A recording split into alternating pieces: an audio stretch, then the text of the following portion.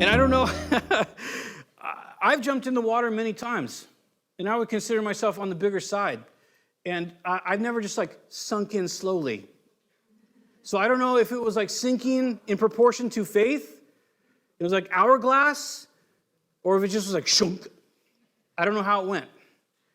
But what I do know is as soon as he realizes he begins to sink, he says, Lord, save me. Which is faith.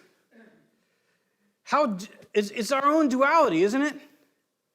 Where we say, I'm in the middle of the will of God, I'm doing what I believe God's called me to do, but I'm sinking now because I also live in this reality that I attribute can overcome God's power in my life, right? That's what I mean. We say this is how it always works out. What we're saying is God has said this about what he can do in my life, but I deny that, not in word, but oftentimes in practice. So I begin to sink and I don't partake of what God has for me. But at the same time, I have a little bit of faith and I just cry out, Lord, save me. I'm ruining your dynamic in the middle of your will, in the middle of your promises. And he says, well, when you have enough faith, Pete, and you've taken a dunk, I'll help you out. Why don't you swim back to the boat? Hope you don't drown. He helped him. He helped. This is good news for us. That when we doubt God in the middle of everything, he helps us. There's weird doctrines that get sent around where it's unfortunate because there's like this balance between holiness and grace. I don't even know if it's a balance really. They coexist at the same time. And somehow, some of us, we reach this point, we reject grace and we just look at holiness. And we come up with weird doctrines like that God will only help you if you're faithful. That he's only kind to you when you're faithful. That he only has grace for you when you're faithful. That's literally anti-Christ. That's literally anti-grace. Right? Grace is unmerited favor. What is merit? Merit is when you do something to deserve something. That's what merit is, right? If you get a merit reward, what are you getting? You're getting a reward that says, you did something good, so we got you this ribbon, right? That's what you're getting. A demerit is when you did something bad, and so we're shaming you for it. Right? And then if you do enough demerits, eventually we will punish you for something. And we take those type of things and we try to apply it to holiness. Holiness is by grace. If we reject holiness, we just become miserable people because we're not experiencing that for which we've been saved for. So we've got to get away from this idea that when I fail, God doesn't have grace for me. Or how many times do I have to fail before God doesn't have grace for me? That's a bizarre question. It's completely against what the scriptures say.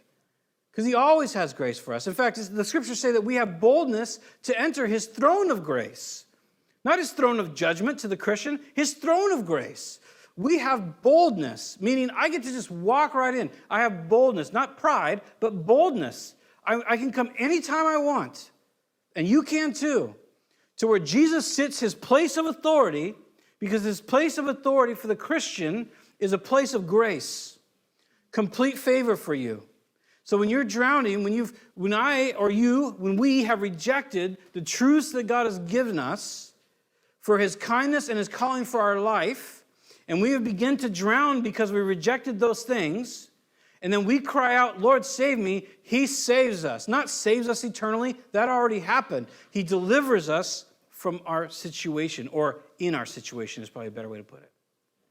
That's how gracious he is. You know, the cool thing is, too, when you read here, is verse 31, immediately Jesus reached out his hand and caught him. And then he has words to say. You of little faith, why did you doubt? Verse 32, and when they climbed into the boat, the wind died down. We'll come back to verse 31. They, plural, climbed, plural, into the boat. So, you know, it's like the implication is that Peter walked back to the boat, and he himself also climbed back into the boat. Not that Jesus, like firemen, carried him and like chucked him in. Been like, whoa, drop some LBs, Pete, what's going on? You know, or something like that. They both climbed into the boat. That even in his failure, Jesus saves him, and he gets to walk with Jesus back into the boat. And when they're in the boat, the wind dies down. But what about what he says? He says, you of little faith, why did you doubt? Praise God for hard words. Because that would be tough to hear To hear Jesus say, okay, you're with me, we're walking. Because this is before that, right? If we read, it says, immediately Jesus reached out his hand and caught him. You little faith, he said, why did you doubt? He's right there with them. Again, we don't know how far this is from the boat, but this is not with the fellas. This is just between him and Pete. And it says, and when they climbed into the boat. So he just, whether it was a whisper or whatever it was, he just tells them, you have little faith. You're not exercising truth and applying truth in your life. That's what faith is.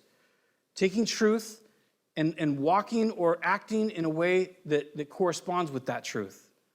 Giving it power. Does that make sense? So he says, you're not doing that a lot right now. And then he says, and this is the question, this has been the tool of my own personal life. Why did you doubt? Why did you doubt? It's such a great question to ask ourselves when we're experiencing doubt. Why am I doubting right now? Why am I saying to myself right now, you know what God has isn't good enough for me? Or why am I saying, you know what, right now, God can't deliver me out of this? Or why do I say right now, you know what, I don't think what you have is the best, or I don't think you will do what's best for me. I don't think you can preserve me and my identity and my validity to you. I don't think it can be preserved. If I don't have identity and validity from this person or this group or whatever, then I don't think I could survive as a human. That's doubt. What we're saying is, God, what you're saying is not true. So when Jesus comes along and says, why are you doubting? If Jesus says, hey, it's bad to look at porn, why would I say, no, actually, it's good to look at porn? Because it makes me feel this way or that way. When Jesus comes along and says, you know what? If you're relying on chemicals to keep your mood up, weed, alcohol, if you have to come home and have a sixer at night, he says, why do you have to do that? We have to ask ourselves, why do we have to cope with things with Netflix and ice cream? Why do we cope with things with chemicals? Why do we have to do that? Why do we doubt? I mean, I'm not, saying you shouldn't watch a good rom-com. I'm just saying at the end of the day, we have to ask ourselves when we're going through those things, is this really the power life? Is weed really the power life? Am I really the strong person when my life sucks so bad I have to go home and hit the bong multiple times? Am I really going to go from that place and say, I have something great here going on, that I have to literally alter myself chemically to go on with my life? I'm not talking about CBD and pain relief or anything like that. I'm saying when I personally have to take steps to alter my mental status so that I can cope with my life, I'm in a bad place. Full stop. And so Jesus comes along and says, why do you doubt that I have the best for you? And here's the kicker to all, part of all of this. If we're going to find out for ourselves, if we're going to find victory over doubt, we have to take the step of faith. We have to be in a position where we let God be who he says he is. We can't continually insist on our ways of comfort and distraction and then wonder, why am I not taken up with Christ? I can't continually fill my eyes and ears with all the entertainment of this world. Again, I'm not saying don't watch TV at night. That's not, the point is don't cope with entertainment. Don't use that to cope. Don't cope with feeding your flesh and making yourself feel better and then go, I never experience the supernatural reality that God has for me. If we don't give him the chance to give us that, why would we experience it? If I'm binging Netflix, trust me, I've watched so much Netflix in my life. But if I'm having a rough time and I go and I binge Netflix for 5 hours and then I go to sleep and I wake up the next morning feeling empty, why would I be surprised by that? Why would I wake up and think, gosh, I thought I'd be really encouraged in the Lord today? Because we are what we eat. Right? And if I try to find comfort in denial of reality, like we talked about earlier with fear, there's no comfort in that. If I try to find comfort in just trying to get anything to get a dopamine hit, whether I'm using opiates or weed or Netflix or chocolate ice cream or whatever it is, they all do the same thing in varying degrees. They give you a dopamine hit. If I'm trying to do that to find comfort I'm doing it wrong. It's not valid. So when Jesus comes along in our life and he says, why are you doubting? That's a question every time that we stop and we go, yes, why? Why am I doubting right now? Why do I think his commandments are lame? Why do I think what he has for me is lame? Why is it that when he says, I have comfort for you, I say, no, you don't? Why is it when he says, I have this action that you could do, this great ministry, I say, no, you don't? Why do I do that? And then we'd be honest. And the honest is, it's always self-preservation. That we want to make sure that we're taken care of.